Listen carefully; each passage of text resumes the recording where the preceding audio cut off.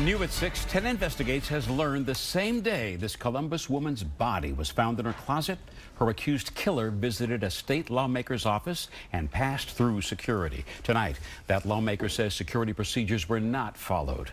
Thanks for joining us at 6. I'm Jerry Riffe. And I'm Yolanda Harris. That lawmaker also has larger concerns about the state's ability to watch convicted felons. Chief investigative reporter Bennett Haberly is here with the story he broke online at 10tv.com. Jerry and Yolanda, Representative Bernadine Kennedy-Kent says that she has concerns about security, but also those larger questions, namely, did the state again fail to watch a convicted sex offender who is now charged in the death of a woman? On January 29th, the same day, the tortured body of 24-year-old Rachael Anderson was found in her Columbus apartment. Anthony Pardon was on an upper floor in the Riffe Center, talking with a legislative aide to Representative Bernadine Kennedy-Kent about getting a state-issued ID. Why then? Because it was very urgent for him to have that ID, for him to be able to get a driver's license, for him to be able to travel. And he did mention that once he was able to get his state ID. At the time, Pardon had not been named as a suspect or arrested for Anderson's murder.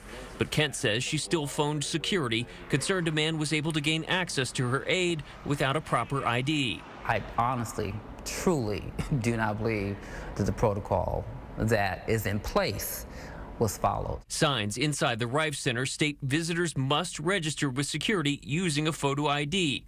But in an email to 10 Investigates, a spokesman for the Department of Administrative Services said there was not a security breach in this situation, adding that a House administrative official told security to allow Pardon to pass through and go up to the 14th floor. Representative Kent says Pardon presented these corrections documents along with a birth certificate, fishing license, and Social Security card instead of an ID.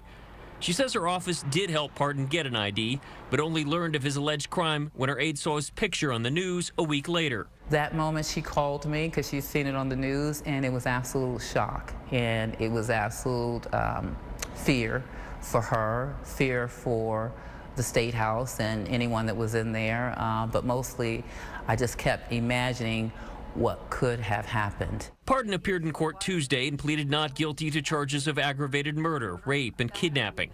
10 Investigates has learned Pardon, a convicted sex offender, was on probation when police say he committed Anderson's murder. In 2007, he was convicted in Georgia for forgery and failing to register as a sex offender.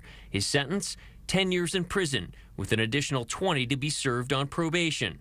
Pardon returned to Ohio last summer as part of an interstate compact with Georgia, but his court records state he was supposed to wear a GPS ankle monitor and pay for all expenses. Wow. Oh my God. Booking video from the night of his arrest does not show Pardon wearing a GPS device. State corrections officials have refused to answer 10 Investigates questions about if Pardon was supposed to be tracked with GPS. But his jail records show he has since been charged with a parole violation. Here we go again with another gentleman that should have been watched, should have had an ankle monitor, and it goes back to what I say. Protocol, procedures, if they're in place, let's follow them, because you can see how we are placed at risk if we do not. Kent says she is struck at the similarities between Pardon's case and that of Brian Goldsby, another convicted sex offender under the watch of the state, who was later charged with the murder of Reagan Tokes. It should not have happened again, especially if you're telling me he should have been on a GPS monitor. Why? Why is this happening again? Representative Kent says she is also concerned by the lack of transparency by the Ohio Department of Rehabilitation and Correction. So is Representative Jim Hughes, who told me this afternoon he called DRC asking for answers. Yolanda, we too called that office once again today, but did not hear back. All right, we know you'll keep us posted. We will. You do. Thank you, Bennett. Sure. Well, 10 Investigates was first to break this story this afternoon, and you can be the first to get breaking news alerts and dive deeper into Pardon's past. Just log on to our website and download our 10 TV News app.